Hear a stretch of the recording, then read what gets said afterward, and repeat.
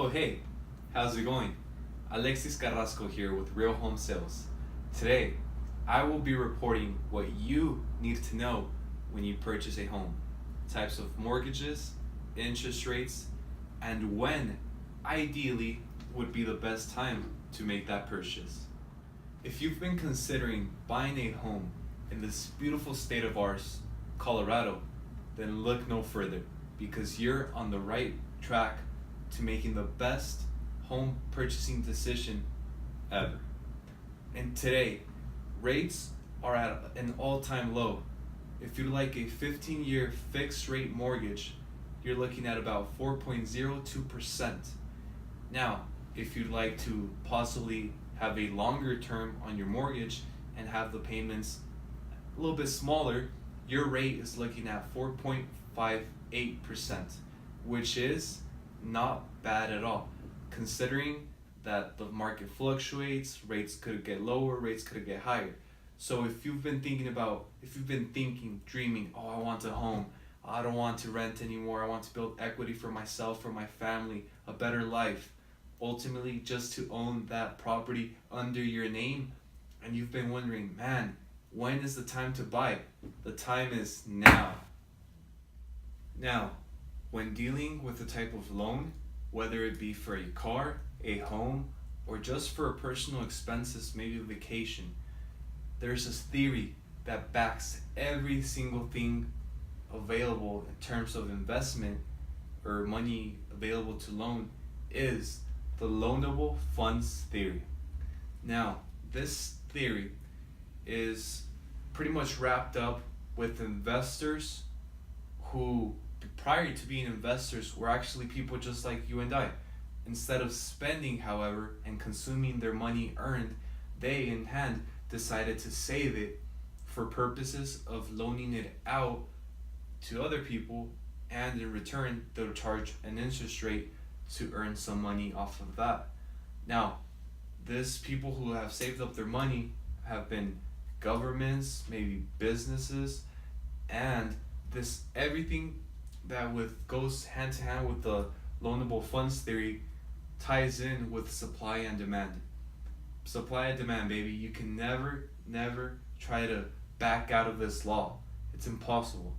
If there's enough supply and the demand's there, people will in hand borrow money because it could be cheap, the interest rate could be low.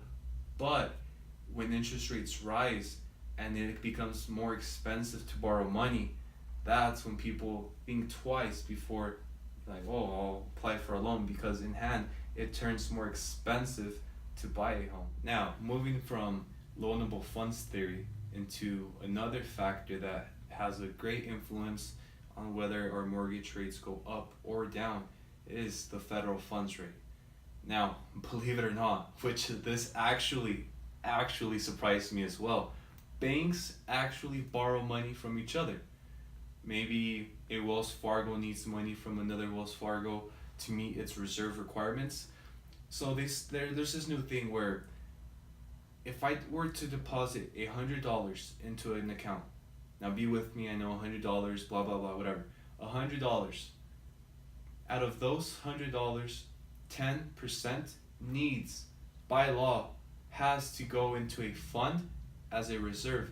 So if another financial crisis were to happen, money could in a sense be give out, and $90 from that 100, so 90% would then go and gets invested. They loan it out so they could earn money on that money. Money moves.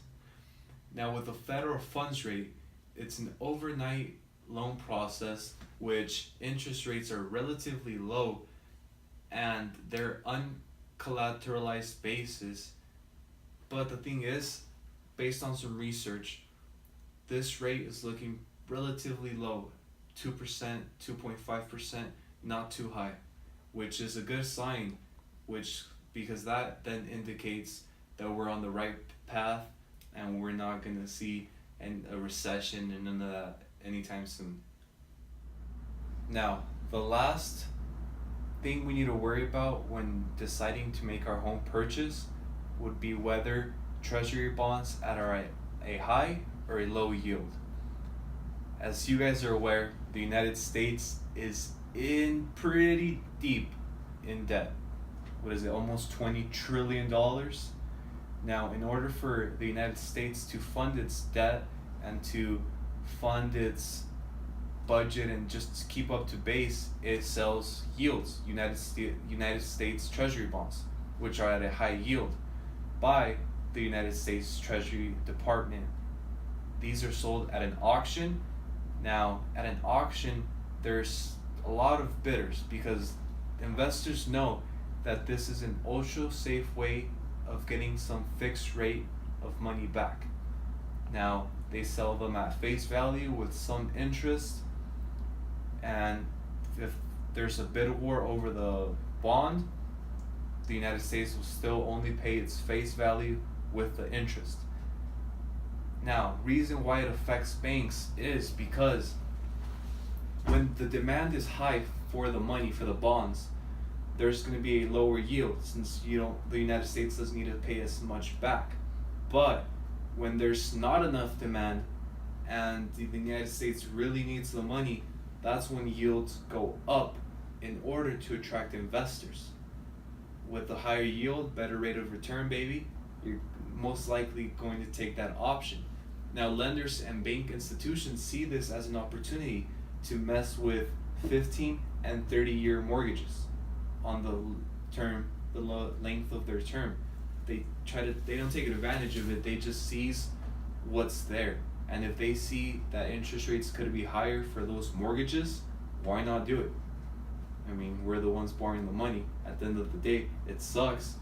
But according to the Treasury bond statistics, yields are very low for either 3-month, 15-year, or 30-year Treasury bonds rate maturity.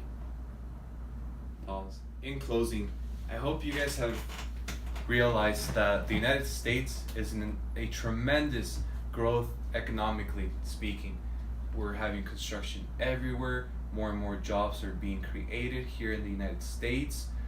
And I encourage you guys, stop dreaming, take action. If you want to buy a home, the time is now, like I mentioned. So if you like, you could call me at 720-236-2010, and I will do my best to get you into your home.